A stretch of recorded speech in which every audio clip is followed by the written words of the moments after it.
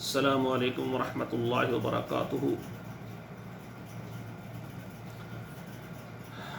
آج آپ کے سامنے مقیم کی مسافر کے لیے دعا۔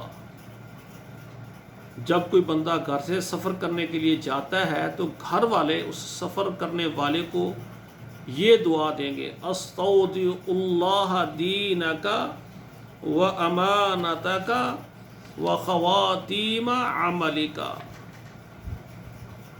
استودع اللہ، میں تمہیں اللہ کے سپرد کرتا ہوں، دینک، تمہارے دین کو، و امانتک، اور تمہاری امانت کو، و خواتیم عملک، اور تمہارے آخری عمل کو۔ یعنی جو گھر والے ہیں مقیم کی مسافر کے لیے، جو گھر والے ہیں وہ جو سفر کر رہا ہے اس کو یہ دعا دیں گے: استودع اللہ دینک و امانتک و خواتیم عملک۔